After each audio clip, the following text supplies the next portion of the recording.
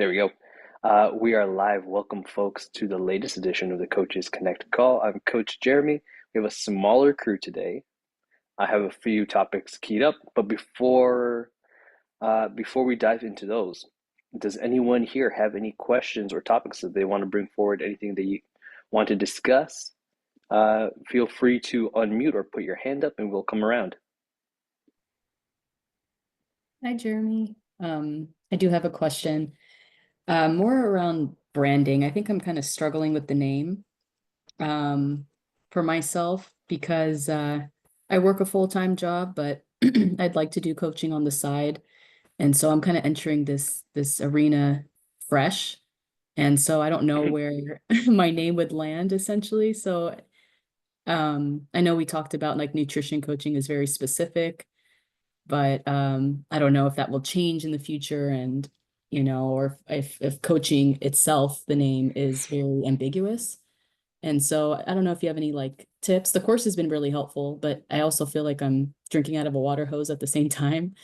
So I'm just trying to find that balance of like I settled with something, but that I just kind of put it on the table and just keep moving on to the units and trying to slowly just take action. But just curious if you have any like thoughts, or if anybody else shares the same sentiments or has advice on that. Cool. Kim, I take it you're enrolled in CBK.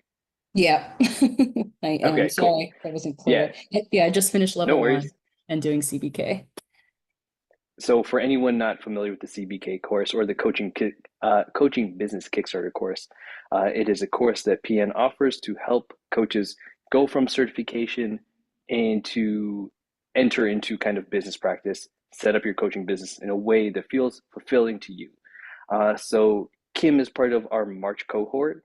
I believe Anna is as well.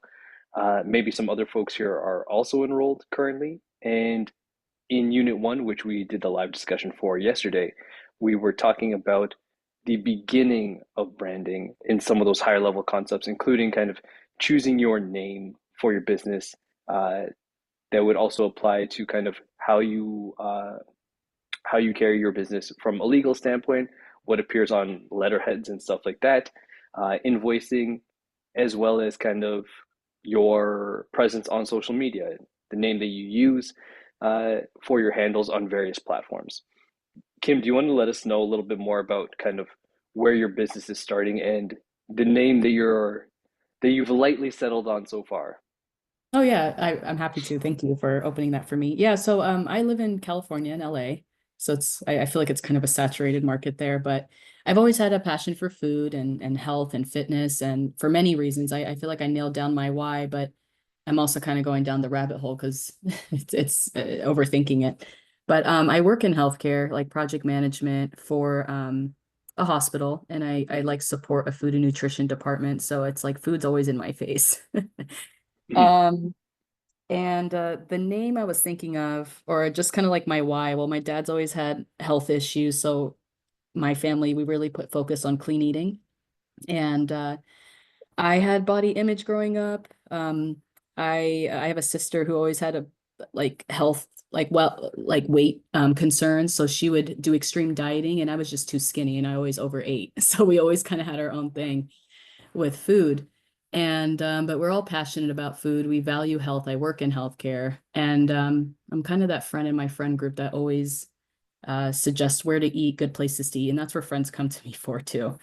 So Mhm. I decided to turn into a business, and so like myself, I work remote, and I was thinking because I really do have passion for growth in all areas. Like I'm very active at the gym. I don't have hold a personal training certification or anything, but I've trained people. I worked out. I had workout buddies, so I know how to do things. I just don't know the science of why or what it is, but I know how to do things. I have Mhm. results. But yeah, and so I was thinking like the name Nourish with Kim, but I feel like there's a lot of things out there with the name Nourish with in somebody's name. I Right. also, yeah, I was also like interested in I can even pull it up.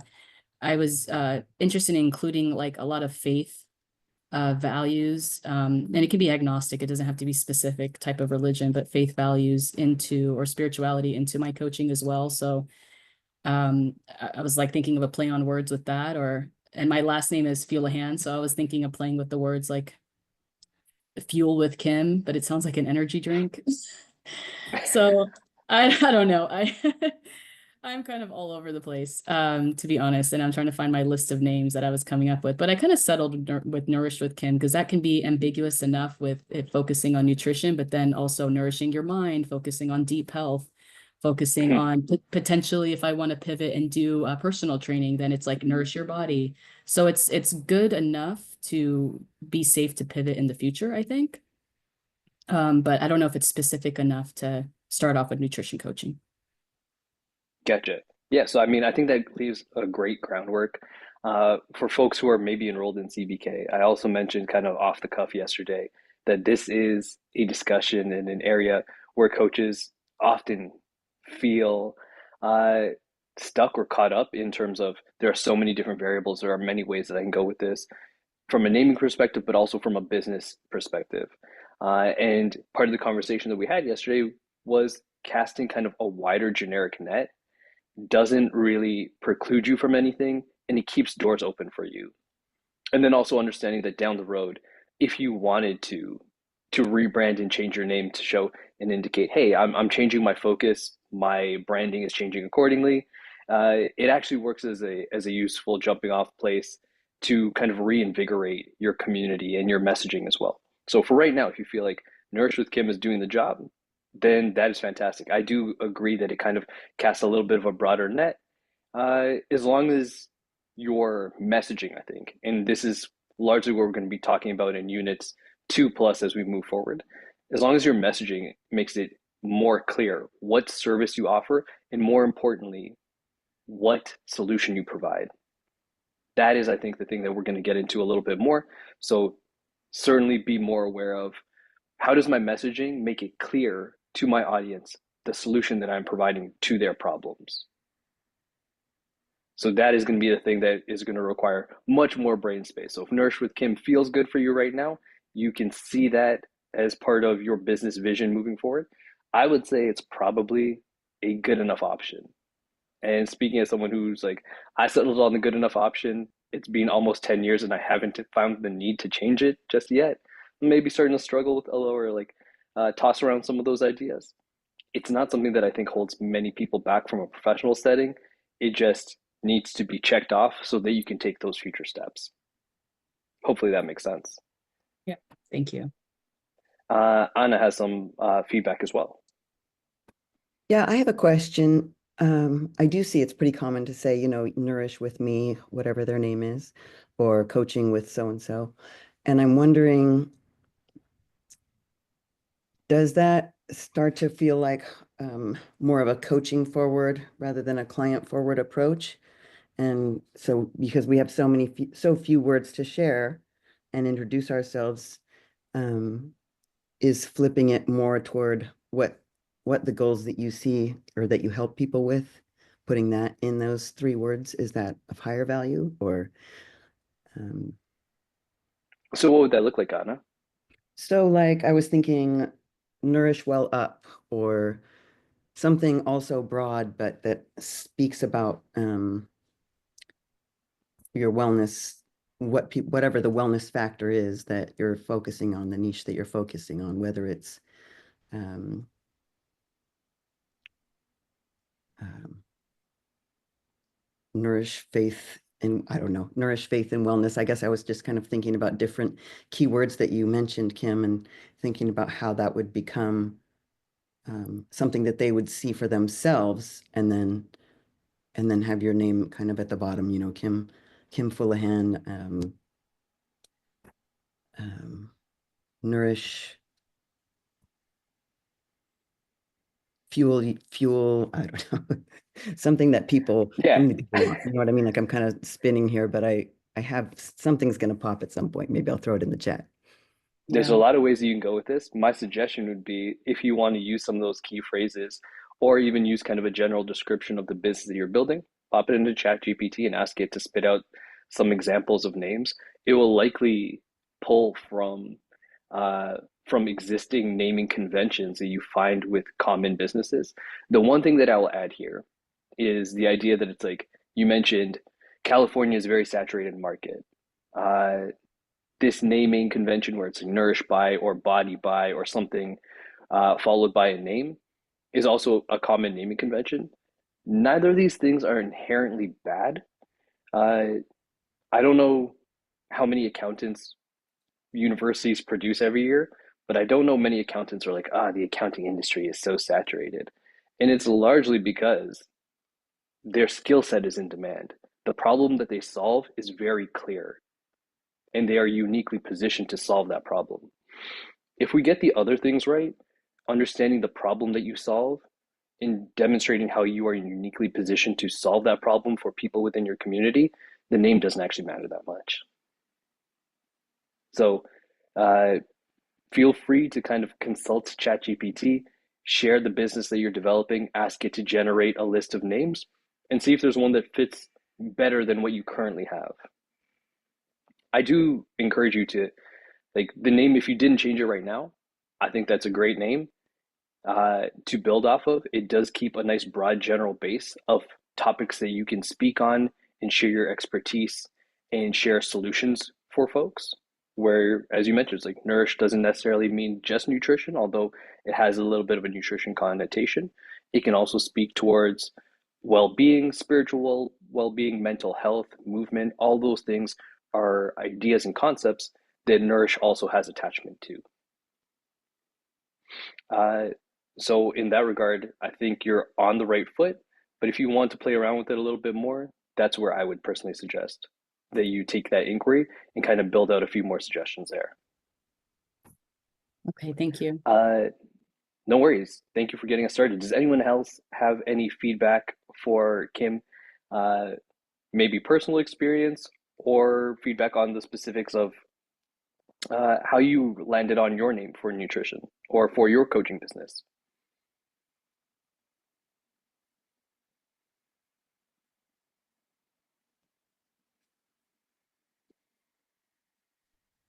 Hey Kim, this is Danette. Hey guys.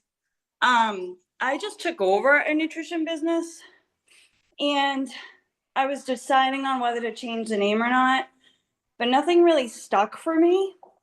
So I just left it because you can always change it later, right? So like my nutrition business that I just took over is functional eating. I deal with all aspects of deep health. So the name doesn't really go with like everything I do. And that's okay. I'll rebrand later. So like don't think you're like totally stuck with it either, if that helps. Yeah, it does. I think now that we're talking about this, I think something I really value is freedom. So maybe playing with the words like, you know, trying to understand like what's the best diet. I think everyone's stuck in that. Like everyone has an opinion about that. And so maybe freeing from that and being like agnostic, what works for you, making it more unique to you. So maybe like playing with those words, unique, freedom, something, deep health, like combining it somehow and just figuring it out. Yeah, absolutely. Thank you. You're welcome. I know my coach has spent a lot of time working with a really neat company he likes, and his name turned out to be Holistic Health Fit. And he rebranded from health by ratio because no one knew what that meant. I can see what that meant. He was talking about the ratio of how you skew things and how, that makes sense to me, but it didn't fly. And so he just changed it to holistic health and fit. And so those are all the things that, anyway, so those were just the keywords. So that's why I was thinking about that for you, Kim. And I totally relate to all your like, yeah, I'm like the foodie. Where can I get this kind of food and sit with my friend who's a vegetarian and have somebody, that kind of stuff. It's really fun. Yeah, I think I was getting really stuck Uh, on keeping nutrition in the name, just because that's where I'm at. But who knows if I'll one day do personal training. So I was trying to keep it pretty like vague, but not too vague. So when people find you, the name is kind of that first barrier. Can they spell it and find it in a search engine on a on specific platforms? After that's checked, it's very much going to be, is your messaging clear? That's mhm. going to be the thing that's going to require a little bit more time and effort. The good news is you've already started to explore some of the concepts that are valuable to you and key to that your coaching identity. So that's what we're going to build on in the weeks coming up. Uh, Cool. Also, some feedback for you from Melinda in the chat box as well. So, lots of ways to take it. One thing I will say for Anna's example there, her coach went with something that was like really specific and made sense to them, but didn't make sense to a general audience, which is typically the people that we're working with. And therefore, they went to something a little bit more broad and easily recognizable as at least being affiliated with the health and wellness industry. There's one with really generic terms there. I would put some personalization on it so it has an attachment to you. Uh, but even Danette's name is functional eating. I think it relies or specifically speaks a little bit more to maybe the functional fitness industry, so like CrossFit, High Rocks type athletes.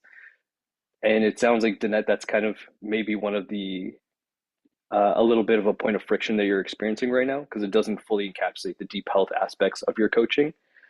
But once people find you and they see your messaging, then it's on you to convey how you solve those problems and all of the full spectrum of things you can provide once you understand a little bit more about their pain points. Anna, you have your hand up. Yeah, and it sounds like you might be a nurse too, or I don't, are you a nurse, Kim? No, I'm like IT at the hospital, but Okay. I support the food and nutrition department, like their workflows if they have issues, things like that. Okay. Cool. It'll be interesting to see how you bring these elements of your identity, your profession, and your values start Mm, to intermingle in the messages that you create to attract people. I look forward to that in next Wednesday. thanks. Cool. Anyone have any other specific questions that they wanted to bring up? Any coaching related scenarios that they wanted to discuss?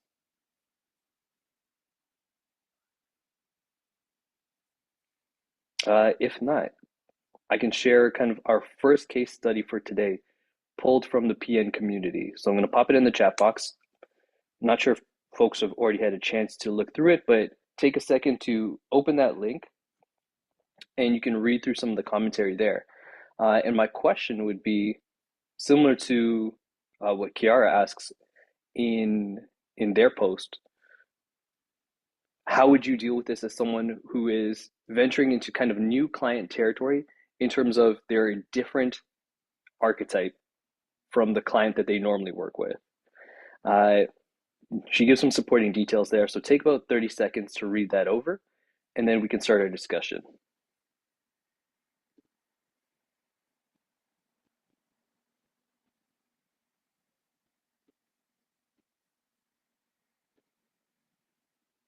Folks watching this recording, please feel free to fast forward another 15-20 seconds.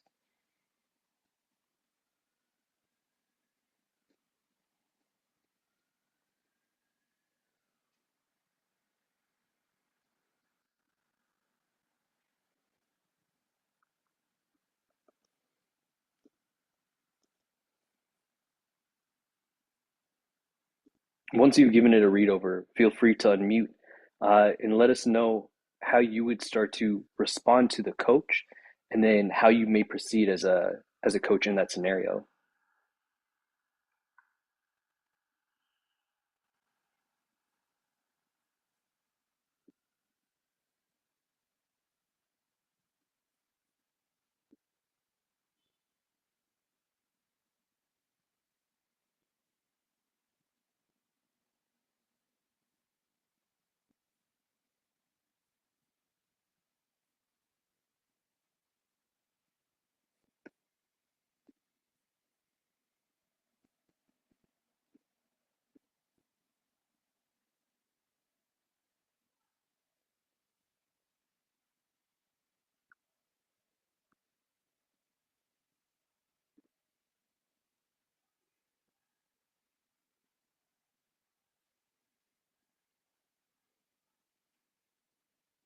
Jeremy, I don't have access to that link. It's asking me to join the PN community, so I'll just Oh, base my feedback on everybody else's.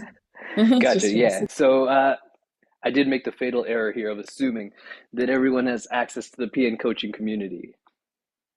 But if you do not, I would strongly encourage you to join it. If you have access to these calls, that means that you have access to that community as well.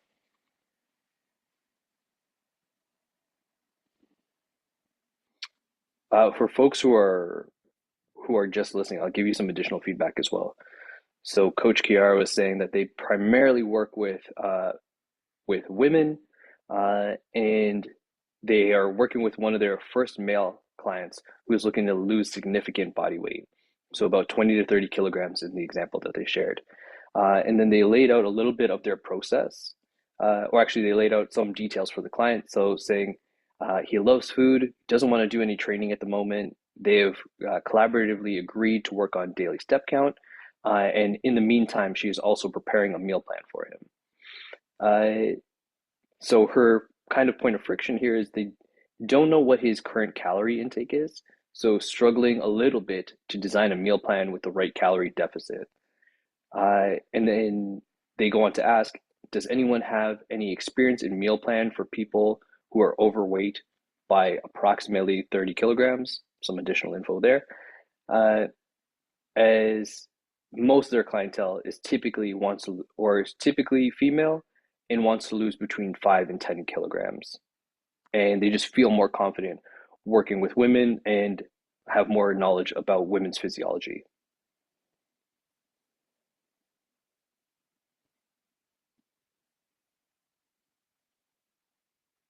I have a couple of ideas on just assessment to begin with. I would want to know what the eating window looks like, especially for somebody who isn't interested in training and they really like food and don't want to give up anything in their diet. I would want to know, what they're eating already. So there's some ways to talk about how to pivot what they're enjoying into something that's a little higher protein, a little lower fat, maybe a little better balance for the goal. And also how fast they want to lose this weight, because it sounds like this person has a very defined expectation, and it's so important to learn that, whatever that expectation is, so that the person feels served. If they're saying, okay, if this takes me a year, I'm okay with that. But a lot of people have an event coming up, or they're just feeling the pressure for some other reason, and they want results in a specific amount of time, and they want to get there with as few changes as possible. So for me, and the eating window, especially for men, because they have reportedly like almost twice as powerful a liver, that shrinking that window can be a really powerful liver. Fair. So you would start with more data assessment, gathering information, as opposed to going into kind of specific planning for this client and specifically kind of really granular planning at the meal plan level. Yeah, because it sounds like, I mean, they're saying they don't want to work out. So that's already saying I don't really want to make a whole lot of changes to the way I roll. And so that's good feedback, right? We have to like accept that and meet them where they are. And if we don't know where they are, we can't do a great job of that. Gotcha. Cool. Uh, Anyone else have any feedback for Coach Kiara here?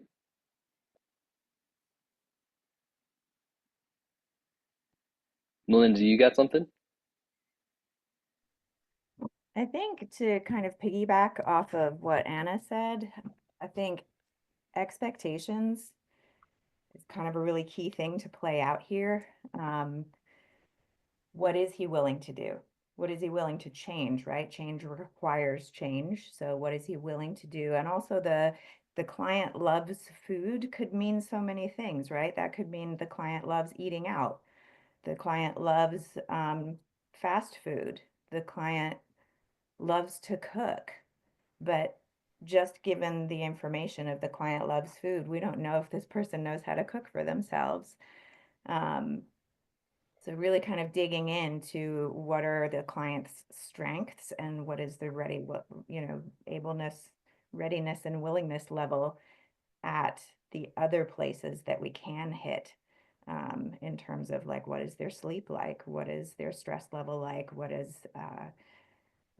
nutritionally are they willing to make swaps for or make changes with, add into their diet, or maybe cut out.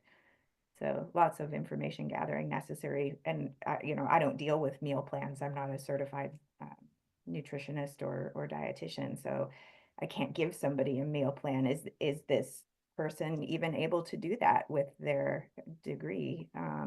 Is that something they should be doing versus giving them more of a calorie and macro layout, but not necessarily saying you should eat these things at these meals? Fair. So it sounds like that would be a lot of fact finding that you would share primarily with the coach to get their feedback and then have a more full picture of what this client is working with. I really like to focus on terms of like loves food. That was the first thing that I read. And was like, what does that mean? Does that mean they have a great relationship with food? They are someone who's very interested in farming and agriculture and farm to table movement, and they cook all their own meals? Or, yeah, I mean, does it exist somewhere else on the spectrum? And maybe that's something that we want to explore further with them. Is there an emotional component to their relationship with food where they would actually be better served working on those things? Right. So lots of really great feedback for the coach, and then some things that we can explore, likely going coach to client to gather more information before getting into kind of granular planning again.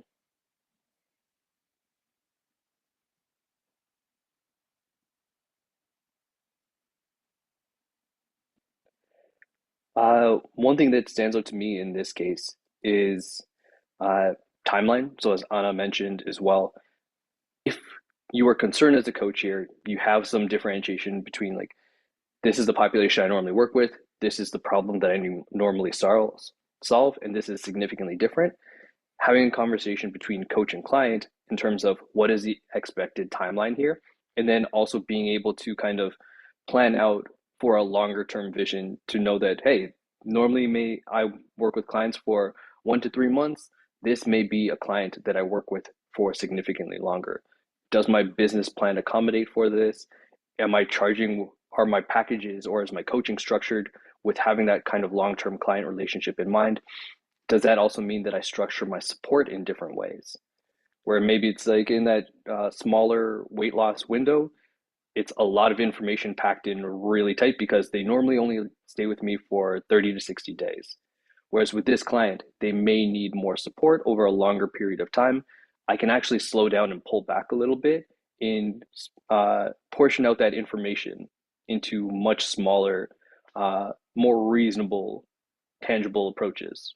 So all things to consider when working with a client who has a longer or a larger kind of weight loss goal, who will likely experience a longer time frame with you, and setting expectations in a way that both supports you as a coach, but also tempers their expectations so they know what they're getting into when they start working with you.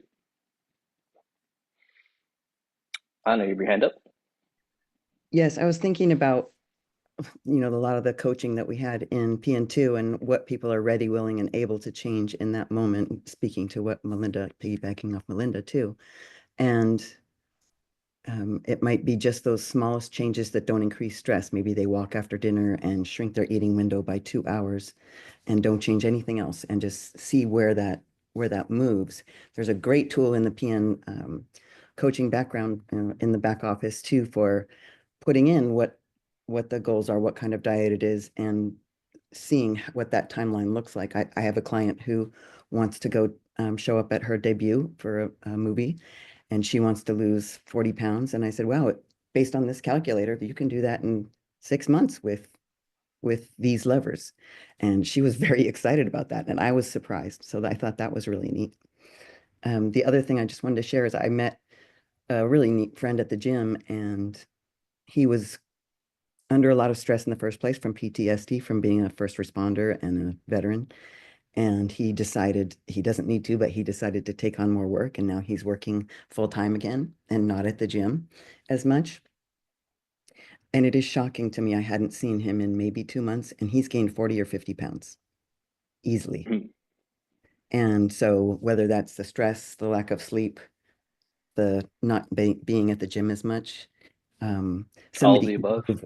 yeah, so not introducing stress to this client I feel is a really pivotal point. It sounds like if they don't want to change and you're like, you got to do these things to get there, and then they're feeling pushed, it can go in the wrong direction quickly, and then it's a fail on both sides. Yep, and I mean credit to our coach here, who noted that client doesn't want to participate in structured exercise, but instead they pivoted towards let's improve overall energy expenditure and we'll monitor step count. So that is a fantastic way to meet the client where they're at. Igor's, you have your hand up.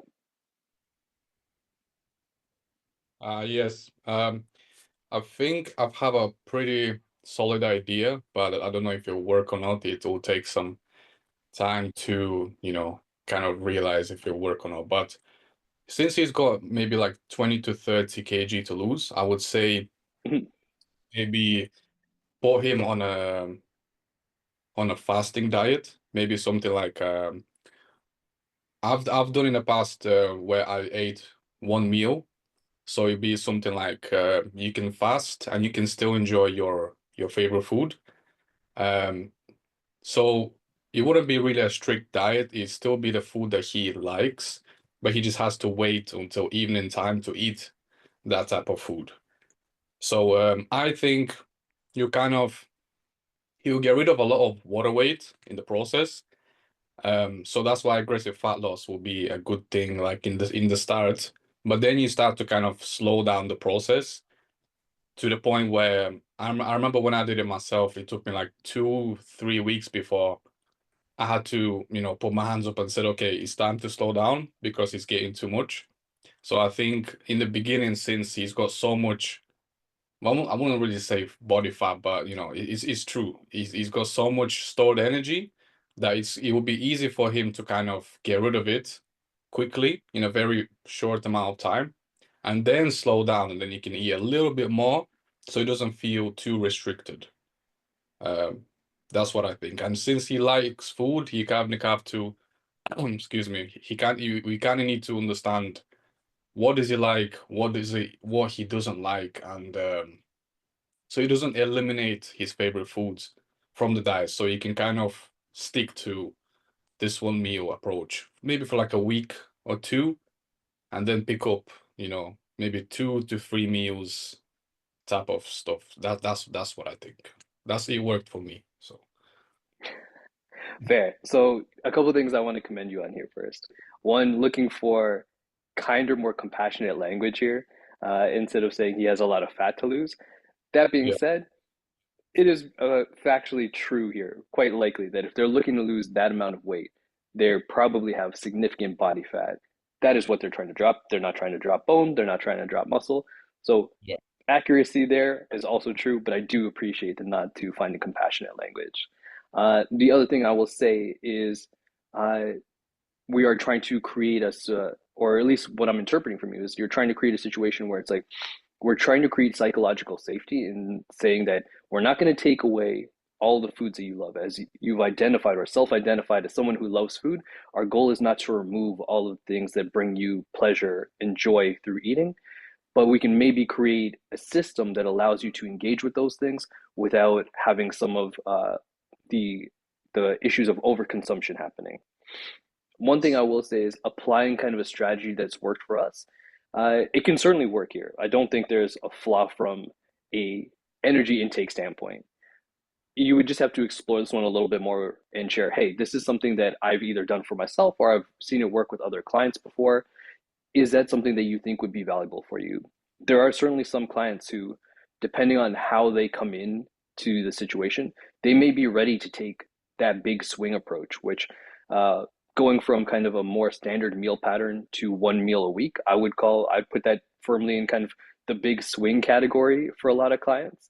And maybe that's something that they're willing to try with the appropriate guidance and trade-offs. If that again feels like that might be threatening to them, then we might want to look and take kind of like a more general approach and say, okay, we know that that is something where it's like you're not fully on board and you don't feel like making that level of change just yet. What would it look like to you to make some level of change? What are the things that you're more excited to change? And then start the process from that end as well. So certainly a conversation where uh, especially as we're playing kind of broken telephone and we're getting information secondhand.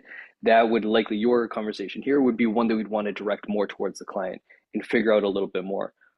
What are the things that you feel fairly confident that you want to keep a hold of right now, whether that's food choices, or meal timing or meal consistency?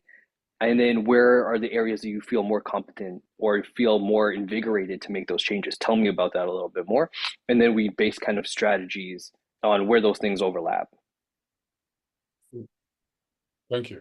Uh, yeah, no worries. But thank you for sharing your that strategy. It's certainly something that can help, and it sounds like Anna is leaning in the same direction as well with a time restricted feeding window. There are some folks where decision making regarding kind of advanced planning tends to work against them, where they're just like, my brain doesn't operate like that. I can't think about hours ahead. I need to kind of act in the moment. And when you give them some parameters, such as time restricted feeding or having one meal a day or limiting their number of meals per day, it makes it very clear to them how they can proceed forward. So there are times where that is certainly useful. We would just need to clarify that with this client to be like, hey, are you that person? Right, of course. Cool. Thank you, Igor. Thank you. Any additional feedback for folks here? I was also thinking about how important it is to not just lose this weight that is his goal, but also how to maintain that and what that would look like ongoing. So you can go, a week or two and have some pretty significant changes if you're only eating one meal a day, if that's not causing you too much stress. Um, but I think it's really very hard on people when they lose the weight and then it returns. It's just a huge setback and slap in the face. And I think that's a really important thing to think about. What can we do to move this lever for you at a pace that's comfortable? And what are the ongoing things that we're going to need to keep so that that becomes part of the belief? I put in a link about overeating because one of my acupuncturists told me that overeating is just as hard on the liver as drinking alcohol all the time. It's really a stress for the liver, as is starving, which I thought was an interesting point in this article.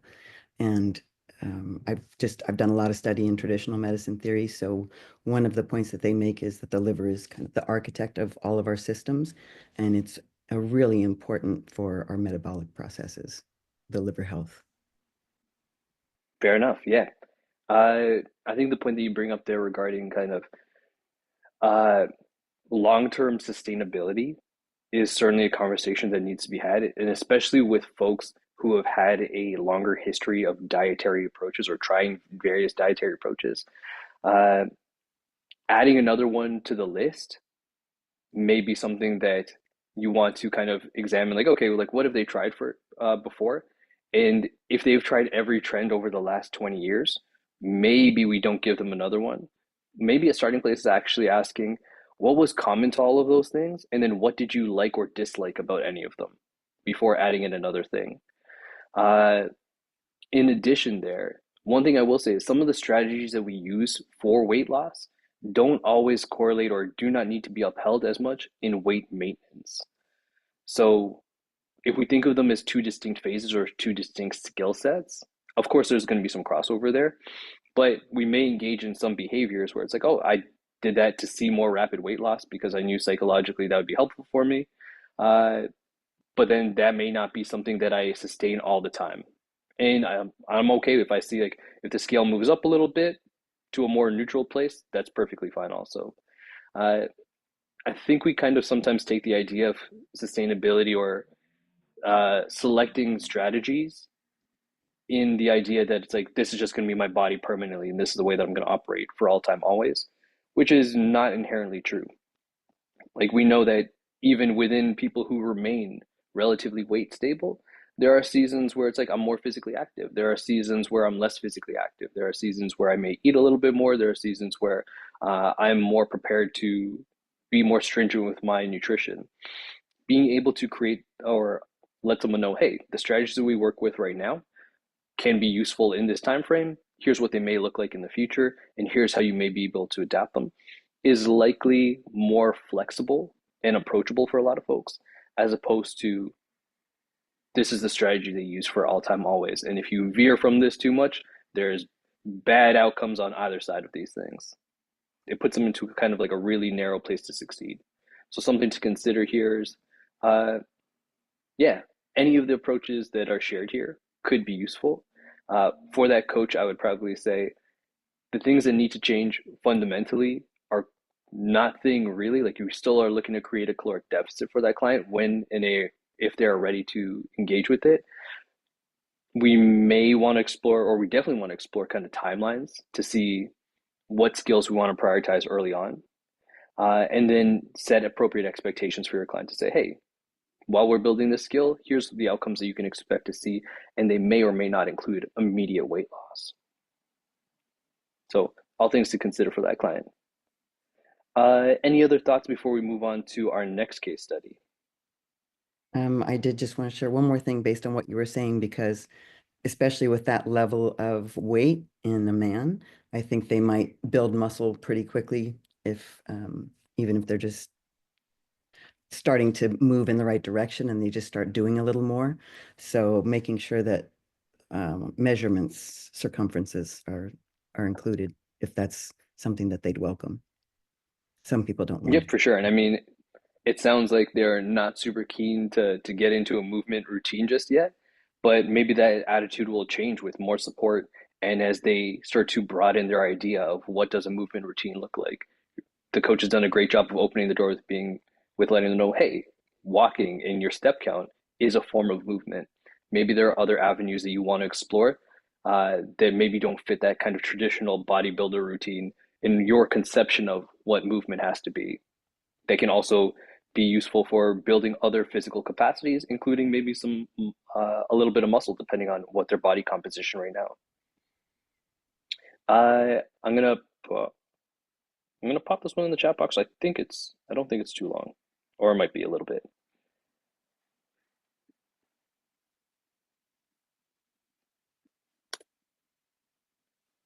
Sorry, coach's name. I think I have to scrap you because it is too long, but shout out to Coach Jamie for this one. So if you check in the chat box here, I will give a rundown as well for folks who are not able to access Facebook.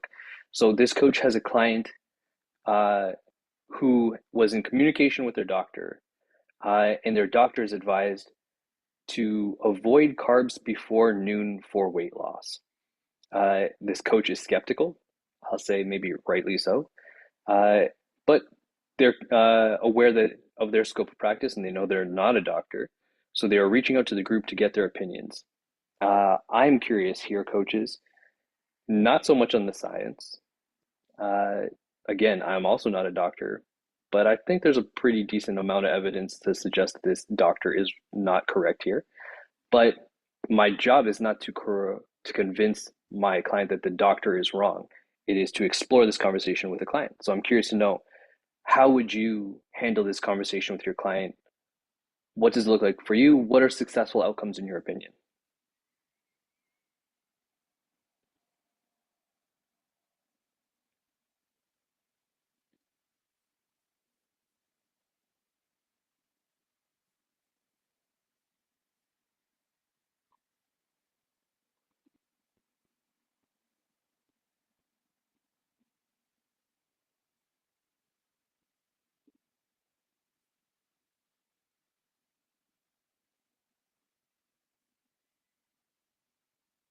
I guess I'll just share that when I've had clients who share something that their doctor told them that I don't agree with, and even if I've shared information that is broadly recognized to the contrary, it doesn't go well.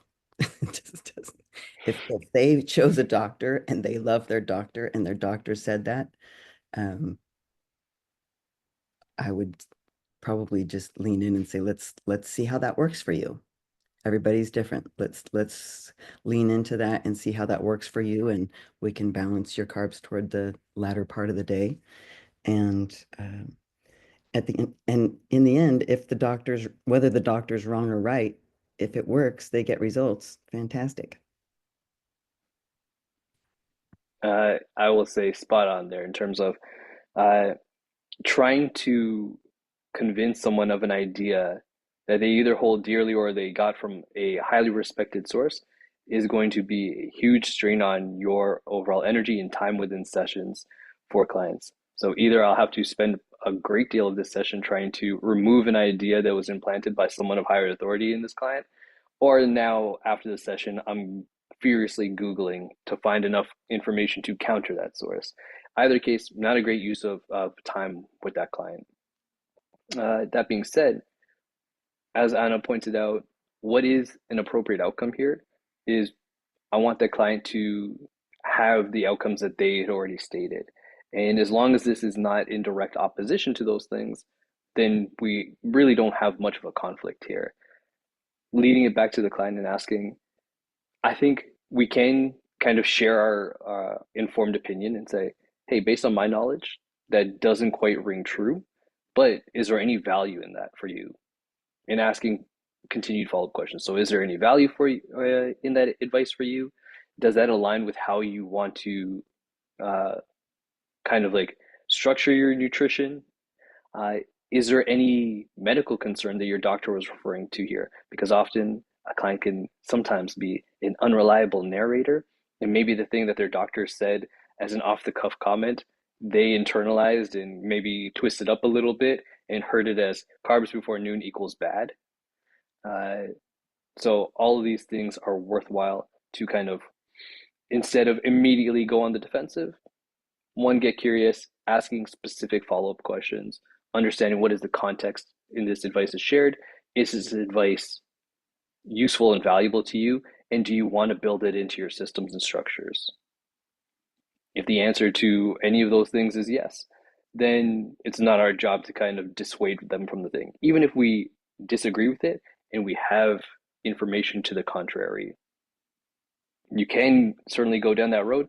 And part of our job is to make sure that our clients are not being susceptible to poor quality information, but we can work with some of it if you feel like that is in the best interest of the client, and it is not overly, there's no harm that it's being caused.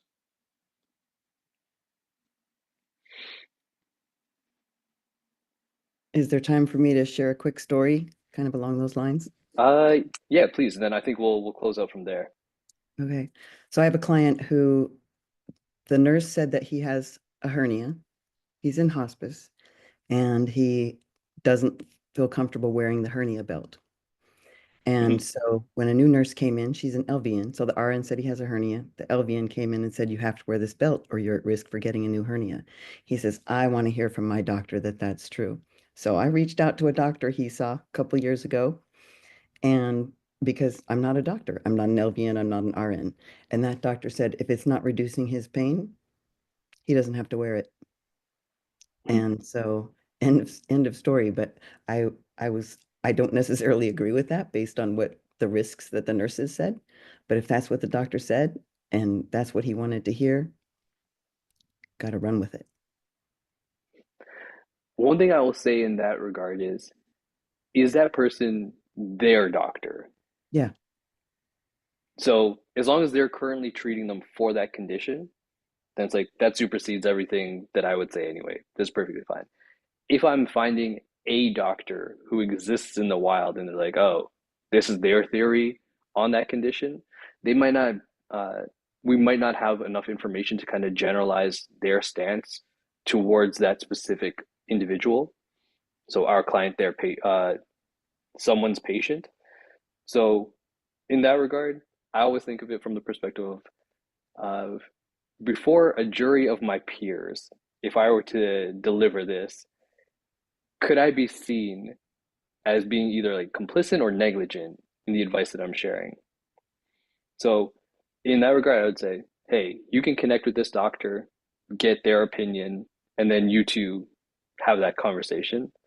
I, like the unreliable narrator client, am not going to be the one who ferries that information because I may misinterpret it. I may not have shared a critical detail with that doctor. So as often as possible, my job is to be a bridge there to either to share with the client and ask them, hey, here's a list of questions that you may want to pose to your professional. If you're not liking the answers you're getting with your professional, here are other professionals within my network uh, that I can connect you with, and you can have that conversation with them. I might ask out of curiosity for my own sense of curiosity, but I try and avoid, again, varying information because just broken telephone happens. And if I haven't communicated something appropriately to the medical professional, if I misinterpreted something, that seems like liability that I just don't want in my life. Yeah, I was surprised he gave that advice without seeing him. Mhm. Very surprised, but it is his doctor. Yep, as long as that's his doctor, then I would say, hey, speak to your doctor again. Follow the advice of kind of the ranking professional there, uh, and as they have greater expertise, that's who I'd run with. Thank you, Jeremy. Yeah, it's yeah, no worries. Cool. We can wrap up there for today.